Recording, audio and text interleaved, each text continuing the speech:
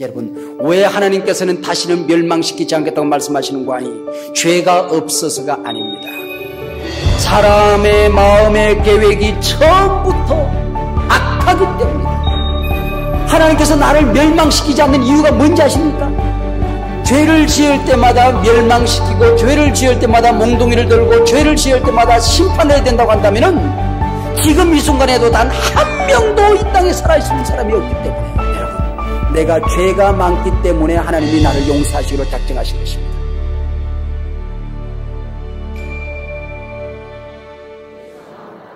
비행기를 타고 하늘을 날아갑니다. 그러나 우리 하늘을 위해서 계속 비행기 안에서 살 수는 없잖아요. 언젠가는 이 비행기가 땅에 착륙을 해야 됩니다. 그것이 비행기 탄 사람들의 마지막 여행의 완성이 되겠죠. 마찬가지로 방주에 들어간 사람은 나와야 되는 겁니다. 이 세상에 교회에 이 몸을 담고 있는 사람은 언젠가는 이 교회로부터 영원한 교회로 옮겨지게 되는 것입니다. 이 노아의 방주를 구원이라는 관점에서 본다면 지난 주일날 우리가 공부했던 7장은 방주에 들어가는 겁니다.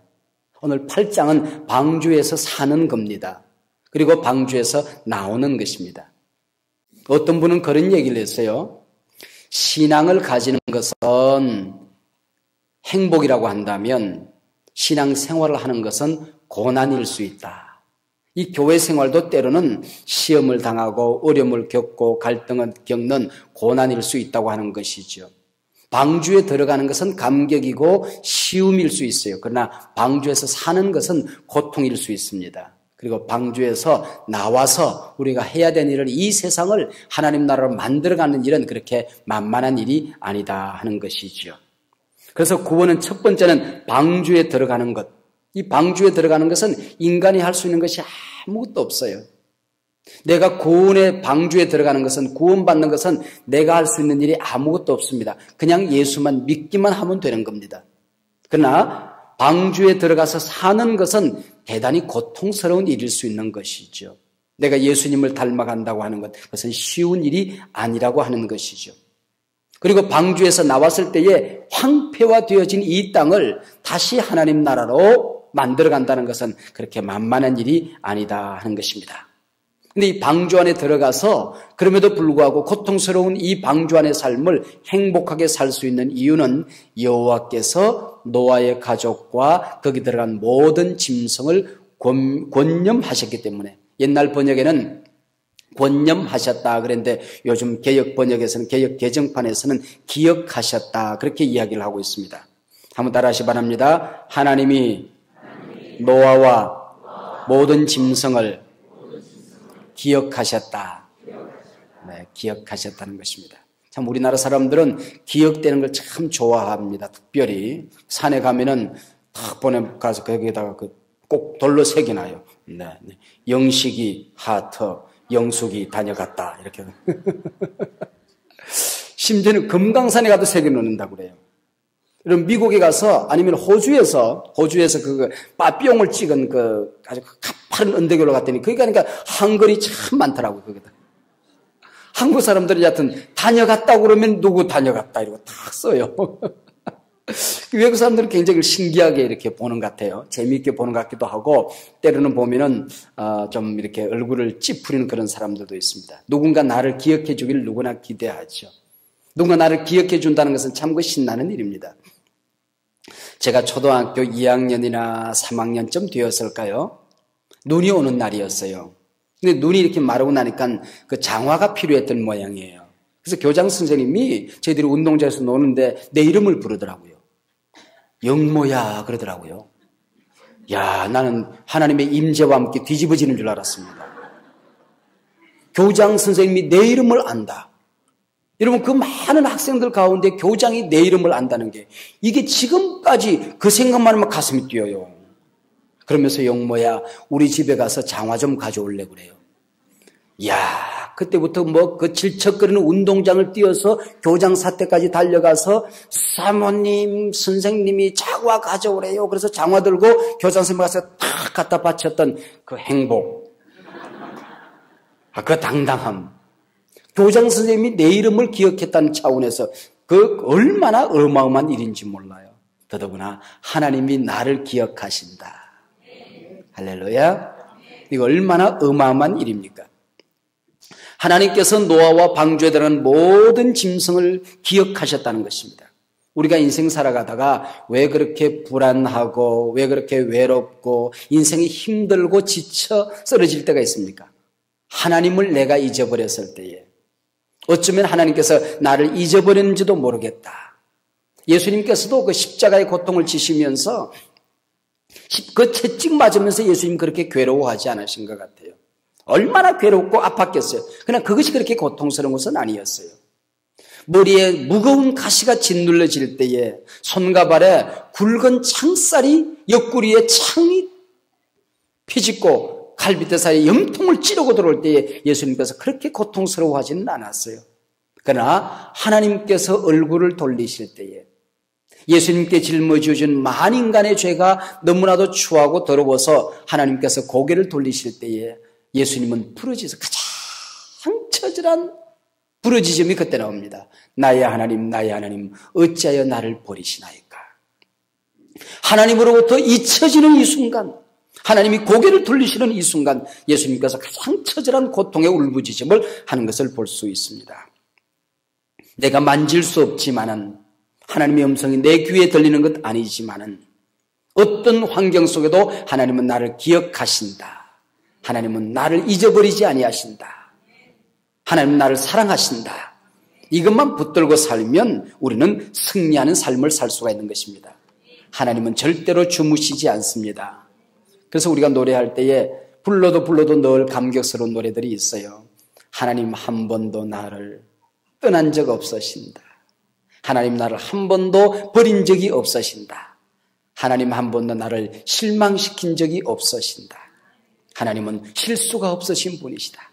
여러분 이런 노래를 부르면 왠지 힘이 생겨요. 주먹에 힘이 생기고 가슴은 든든해지고 어깨는 당당해지고 하나님이 나를 기억하시다니, 하나님이 나를 떠난 적이 없으시다니, 하나님이 나를 버린 적이 없으시다니, 하나님이 나를 사랑함에 있어서 실수가 없으시다니. 여러분 우리가 이 세상 살아갈 때에 아무리 환경이 어렵고 힘든다 할지라도 하나님이 여러분 곁에 있음을 기억하시기를 바랍니다.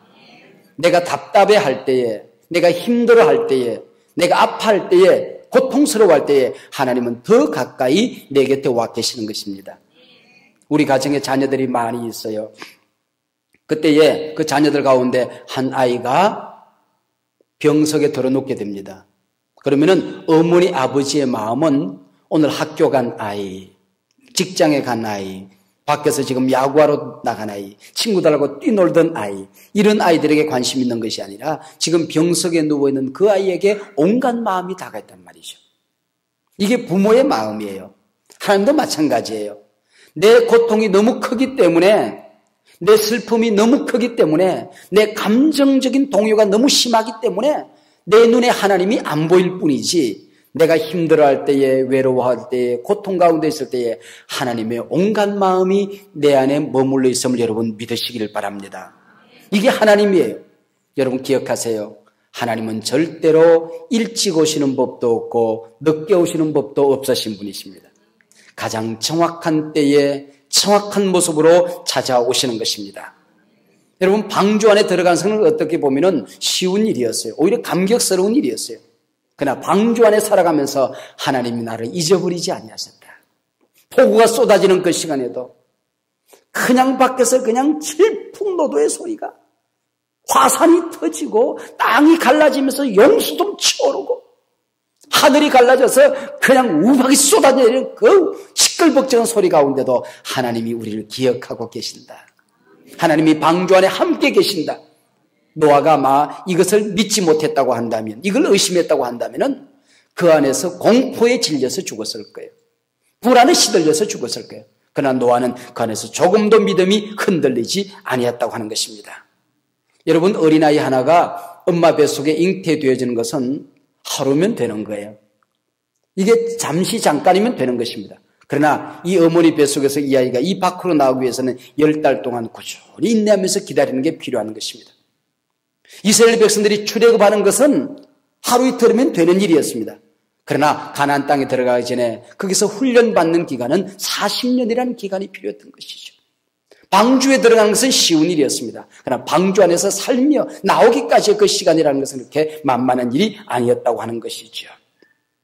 하나님이 기억하사, 하나님이 권념하사, 하나님이 기억하시기 시작하자 1절 후반절에, 1절에 보면 1절 전반절에 하나님이 노아와 거기 있는 모든 짐승을 기억하셨다. 그 다음에 바로 이어지는 1절 후반절의 메시지가 뭔지 아십니까? 물이 줄어들기 시작했다는 것입니다. 하나님께서는 바로 그때부터 문제 해결을 시작하기 시작하는 것입니다. 물이 빠지기 시작하는, 물이 감해지기, 물이 빠지기 시작하는 것입니다. 비는 40일 동안 쏟아졌습니다. 5달 동안 노아의 가족들이 그리고 동물들이 방주 안에서 기가 막힌 생활을 해야 했습니다. 그러나 하나님이 그들을 기억하사 이 말 속에 바로 이어지는 것은 바람을 이용하여 하나님께서 물 빼기를 지금 시작하는 것입니다. 여러분, 하늘은 갈라졌던 것이 다 막아지기 시작하고 땅에 샘이 터져서 용섬치던 물들이 다 막아지기 시작하는 것이고 바다에서 온 물은 바다로 흘러가게 되는 것입니다. 하나님이 침묵하는 것 같지만은 하나님은 지금도 뭔가 역사를 하고 있습니다. 하나님을 내가 느끼지 못한다 할지라도, 내가 보지 못한다 할지라도, 내가 붙던 것을 놓았다고 할지라도 하나님은 내 안에서 지금 꾸준히 지금도 뭔가를 역사하고 계시는 분이십니다. 나를 지금 바꾸고 계시는 분이십니다. 물이 빠지기 시작하는 거, 물 빼는 작업. 여러분들 가운데 시험이 있습니까? 하나님이 여러분을 기억하는 순간 시험에 물이 빠지기 시작할 것입니다. 여러분, 하나님 앞에 쓰임받는 분명한 목적과 분명한 비전을 받았는데 건강이 늘 약해서 힘들어하시는 분 계십니까? 하나님이 여러분을 기억하는 순간 여러분 이 질병에 물이 빠지기 시작할 것입니다. 얽히고 설킨 문제 때문에 괴로워하신 분이 계십니까? 자녀들이 꿈을 갖지 못해서 아이들이 방황하고 비틀거리는 모습을 바라보며 못내 아쉬워하며 늘 우려되시는 분이 계십니까? 하나님께서 그 아이를 기억하는 순간 방황에 물이 빠지기 시작할 것입니다. 성경에 보면은 물 빠지는 사건이 참 많이 나와요. 출애굽에서 이스라엘 백성들이 홍해 앞에 도달했을 때에 거기에 바람이 일어나게 되는 것입니다. 이 바람은요 보통 바람이 아니에요. 오늘 노아 홍수에 물을 빼는 이 바람과 지금 모세가 출애굽을 해서 홍해가 갈라지도록 동풍이 불어제키는 이 바람은 우리가 보는 이런 바람이 아닌 것입니다. 하나님의 호흡의 바람을 얘기하는 것입니다. 하나님의 호흡의 바람은 신비한 바람입니다. 능력의 바람입니다. 기적의 바람입니다. 지금 그 바람이 노아 홍수 이 막바지에 불고 있는 것입니다. 홍해에 길을 냈던 그 바람이 지금 불어닥치고 있는 것이죠. 신약에 물에 힘을 빼는 바람이 또 있었습니다. 예수님과 제자들이 갈릴리 바다를 거니고 있을 때에 큰 풍랑이 일어났습니다. 금방이라도 배를 삼킬 것처럼 높은 파고가 배를 지금 덮칠 것처럼 있을 때에 제자들은 두려움에 떨고 있었습니다. 그때 예수님께서 바람과 풍랑을 꾸짖습니다. 바람아 잔잔해라. 풍랑아 멈춰라.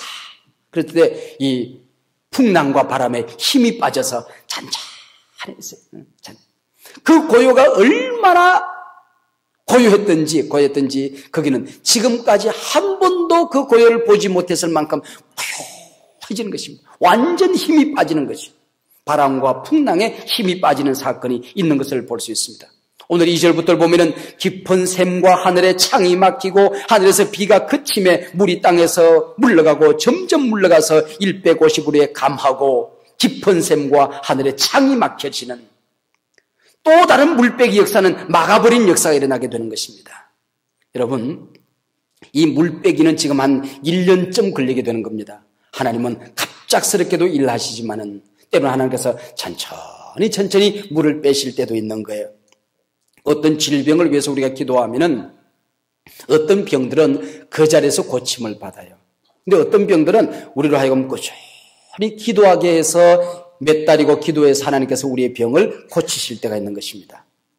여러분, 하나님께서 어떤 병은 그 자리에서 고치고 어떤 병은 1년, 2년 계속해서 기도하면서 고치시게 하실까요? 나는 몰라요. 하나님은 분명한 계획이 있고 분명한 목적이 있는 것입니다. 하나님께서 1년, 2년 나로 하여금 계속 기도함으로 말미암아 하나님과 나 사이의 관계가 회복되어지는 그 행복 가운데 질병이 고쳐지기를 하나님이 원하실 때는 어쩌면 병이 천천히 나을 수도 있는 거예요. 오늘 노아홍수에 물 빼는 것은 1년 동안 걸리게 되는 것입니다. 결국은 아라랏산에 노아의 방주는 도착하게 되는 것입니다. 한번 따라하시기 바랍니다. 종착점은 있다. 종착점은 있다. 노아의 방주는 아라랏산에, 지금으로 말하면은 이란, 이라크, 그리고 그 러시아 국경, 이란과 터키, 그리고 그 러시아 국경지대에 있는 그 산맥의 한 부분이 아닌가 그렇게 생각합니다. 그 아라랏산에 도착하는 거예요. 이 부분을 설명하면서 이번에 대학에서 사용되어지는 자연과학 교과서들 보니까요. 거기 보니까 세계에서 가장 높은 산맥 가운데 하나는 히말라야 산맥들, 알프스 산맥들, 인데스 산맥, 이런 산맥에 보면은 그 높은 자리에서 바다에서나 있는 그런 바다의 물고기들의 화석이 많이 나오고 있습니다. 여러분, 그 높은 산 정상에서 오히려 조개들이 많이 나오고 있어요. 누가 그까지 가서 바다 고기를 잡아가서 거기다 묻었을까요? 누가 거기 가서 조개를 거기서 묻었으면 놓았을까요? 산꼭대기 그 높은 험악한 산에. 여러분, 이것은 노아의 홍수 때에 터졌던 거대한 화산의 작용이 아니고서는 설명이 안 되시는 부분이 굉장히 많이 있어요. 이 아시아 지역에 가면 여러 나라들이 섬으로 구성되어 있는 그런 나라들이 많이 있잖아요. 이것은 높은 산들이 바닷속으로 깔아앉으면서 봉우리만 남은 것이라고 하는 것이 창조과학자들의 설명입니다. 여러분, 바다 가운데 있는 그 봉우리들이 이 대륙에서나 볼 수 있는 그런 또 화석들이라든지 이런 것들이 참 많이 또 그 속에서 나오는 것입니다. 여러분, 이런 설명을 때로는 이 성경과 과학이 마찰을 일으키는 것처럼 보입니다. 그러면 설명은 과학이 잘해요. 그러나 성경은 설명할 길이 없을 때가 많이 있어요. 그래도 진리는 성경이 진리입니다. 과학은 미완성입니다. 언젠가는 그것이 완성되어지고 발견되어지면 정확한 이유를 성경을 설명할 수 있게 될 것입니다. 그래서 이제 물이 빠졌나 보기 위해서 까마귀를 내어놓아요. 그랬더니 그게 물은 비는 그쳤으니까 시체가 얼마나 둥실둥실 떠다녔을까요? 썩은 것을 좋아하는 까마귀는 그게 붙어서 있느라고 그냥 돌아오질 않아요. 그래서 비둘기를 3번에 걸쳐서 계속 내보냅니다. 앉을 곳이 없는 비둘기는 금방 들어와요. 그래서 손을 내밀어서 비둘기를 받아들입니다. 그 다음에 감람 잎사귀를 땅에서 흙이 묻은 감람 잎사귀를 물고 들어옵니다. 아, 물이 많이 빠졌구나. 봉우리가 드러났구나 하는 것을 알게 돼요.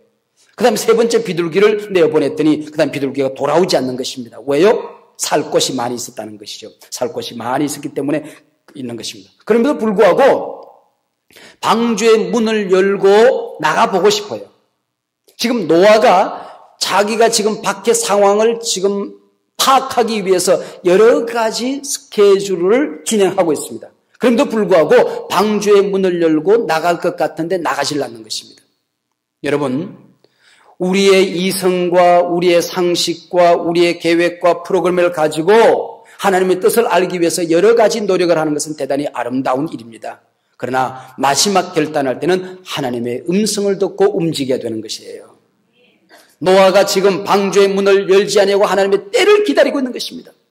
하나님의 때를 기다리고 있는 거예요. 여러분이 이 방주 안에 산다는 것은 대단히 고통스러운 일이고 하나님께서 노아로 하여금 방주에서 나오라 이 음성을 들을 때까지 방주 안에는 많은 어려운 시간들이 있을 수 있는 것입니다. 그래서 어떤 사람들은 예수 믿고 난 다음에 우리가 고난을 겪는다든지 기도하고 난 다음에 어려움을 겪는다든지 교회 와서 주일날 은혜 받고 돌아간 다음에 조그마한 시련을 겪는다든지 문제에 부딪히게 되면은 여러분이 이해를 하지 못하시는 분들이 많이 있어요. 내가 예배 드렸는데 기도했는데 내가 잘 살아보려고 하는데 믿음대로 살려고 하는데 하나님 앞에 멋지게 나도 비전 누리면서 살고 싶은데 하나님께서 내게 왜 고난을 주셨을까? 나를 왜 위기에 빠뜨렸을까? 나를 왜 문제 상황 속에 집어던져 놓았을까? 이해가 안 될 때가 많이 있습니다. 그래서 예수 믿고 난 다음에 우리가 방주에 탔다고 해서 환상에 젖어드는 분이 계십니다. 유토피아에서 사는 것처럼 생각하시는 분들이 계십니다. 여러분, 예수 믿고 난 다음에 나는 절대로 고난 당하기 싫다. 나는 행복만 하고 싶다. 나는 정말 예수 믿었기 때문에 나는 정말 유토피아에서 살고 싶다. 그런 길은 있습니다. 어떻게 하면 될까요? 믿자마자 죽는 겁니다. 그건 아주 간단하죠. 믿자마자 죽으면 그때부터 고난은 없어요. 여러분, 그러나 그러지 않으면 예수 믿고 난 다음에 하나님이 함께 하시는 게 다를 뿐이지 예수 믿는 사람이나 안 믿는 사람이나 고난이 있을 수가 있어요.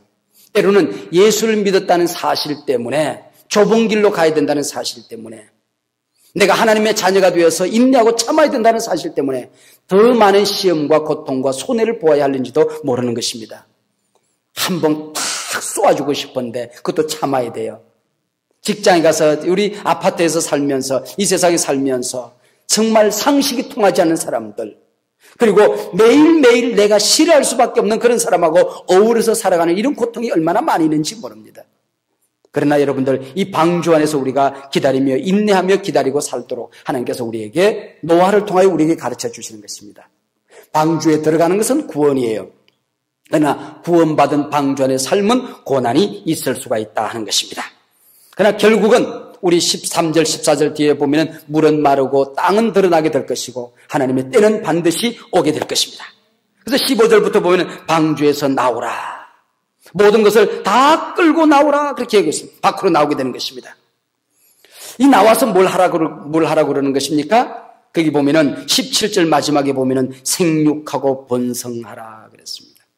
한번 따라하시기 바랍니다. 생육하고 번성하라. 하나님께서는 어떤 사람은 에녹처럼 죽음을 보지 아니하고 하늘에 불마차를 타고 하늘로 슉 데리고 올라가는 사람이 있어요. 근데 노아처럼 120년 동안 방주를 만들고 거기서 오랜 시간 동안 방주 안에서 고난의 시간을 보내고 또 하나님께서 바로 천국으로 데려가지 아니하시고 이 세상에 내려와서 또 실패하고 또 넘어지고 또 상처를 받을 걸 뻔히 알면서도 이 세상에 내려보낼 때가 있는 것입니다. 그리고 뭐라고 하냐면은 생육하고 번성해라. 이것이 노아에게 주어진 하나님의 사명이라고 하는 것이죠. 여러분 생육하고 번성하라는 얘기는 누구에게 주신 메시지였습니까? 바로 아담과 하와에게 주신 메시지였습니다. 아담과 하와에게 주셨던 그 메시지, 그 사명이 노아에게로 이어지게 되는 것이죠. 자, 방주에서 나왔습니다. 얼마나 세상이 황폐화되어지고 폐허가 되어졌을까요? 여러분 나왔을 때에 제일 먼저 해야 되는 일이 뭘까요? 여러분 홍수가 한번 지나고 난 다음에 제일 먼저 하는 게 뭔지 아십니까? 쓰레기 치우는 일입니다. 쓰레기 치우는 일이요. 쓰레기 치우는 일. 그리고 살 곳이 없으니까 우선 오늘 밤에 잠을 자야 되니까 잠잘 방을 정리하는 것일 거예요. 우선 먹을 게 없으니까 지금 무슨 아이들이 둘러앉아서 지금 밥 한 끼를 먹고 그 다음에 힘을 내서 지금 무슨 일을 쓰레기를 치우든지 집을 짓든지 그렇게 해야 될 것입니다. 근데 노아는 뭘 했습니까? 방주에서 나오자마자 제일 먼저 한 일이 하나님 앞에 제사를 드리는 일이었습니다. 하나님 앞에 제사를 드리는 일이었습니다. 나를 기억해 주신 하나님을 내가 기억하는 것, 하나님이 나를 기억하는 것이 은혜라고 한다면 내가 하나님을 기억하는 것을 우리는 제사 예배라고 하는 것입니다. 하나님은 나를 기억하여 내게 은혜를 주셨는데 나는 하나님을 기억하여 예배하겠다, 제사하겠다고 하는 것이죠. 여러분 황폐화되어진 폐허가 된 이 삶의 현장 속으로 하나님을 초대하는 것입니다. 하나님을 모셔드리는 것입니다. 그것이 하나님의 임재요, 그것이 복이요, 그것이 제사요, 그것이 바로 예배라고 하는 것입니다. 여러분 예배는 이만큼 중요한 거예요. 이만큼 중요한 것입니다. 여러분 아벨은 예배를 드리고 순교했습니다. 노아는 밥을 먹기 전에, 집을 짓기 전에, 쓰레기를 치우기 전에, 시체를 땅에 끌어묻기 전에 하나님 앞에 예배를 드렸다고 하는 것입니다. 이게 복이라고 하는 거예요. 복이 뭡니까? 내 삶 속에 하나님이 찾아오시는 것입니다. 할렐루야. 우리 인간의 최고의 복은 내 삶 속에 하나님이 찾아오는 것입니다. 그걸 우리는 임재라고 얘기하는 것입니다. 하나님의 임재라고 얘기하는 것입니다. 그 임재는 어떻게 우리가 경험하는 것입니까? 예배를 통하여. 노아가 제일 먼저 정결한 짐승을 잡아서 예배를 드릴 때 하나님이 기뻐했다는 말씀이 있어요. 하나님이 행복했어요. 하나님께서는 예배하는 자를 행복해 하십니다. 기도하는 자를 행복해 하십니다. 여러분 기도보다 중요한 것은 기도하는 사람이에요.